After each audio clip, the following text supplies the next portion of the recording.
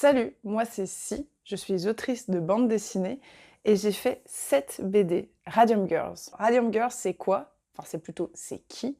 Ce sont des ouvrières dans les années 20 aux États-Unis qui peignaient des cadrans de montres, du moins les chiffres des cadrans de montres, avec une peinture bien spéciale à base de radium. Le radium, dans les années 20, c'était la folie douce.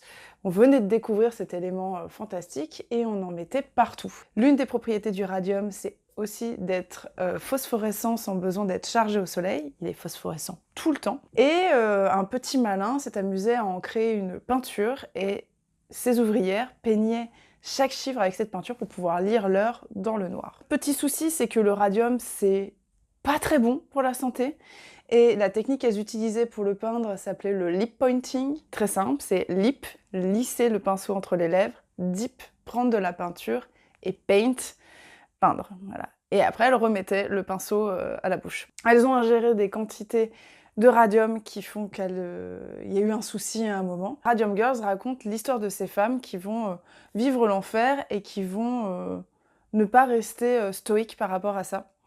Moi, j'ai découvert cette histoire juste en scrollant bêtement sur mes réseaux sociaux. Au début, j'ai cru que Radium Girls, c'était un groupe de musique, de girls band.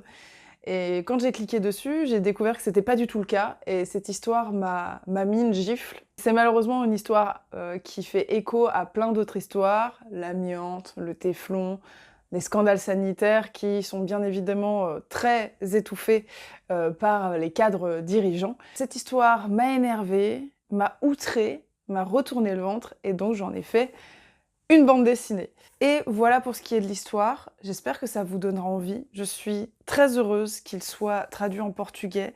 J'espère de tout cœur que cette BD plaira au public brésilien. Merci beaucoup Moby Dick d'avoir fait en sorte que mon livre passe l'Atlantique. Et j'espère qu'à la fin de ce récit, vous aimerez autant que moi ces femmes qui se sont battues pour la reconnaissance de leurs mots, ces femmes qui répondent au nom notamment de Grace, Molly, Edna, Quinta. Voilà, vous apprendrez à les connaître.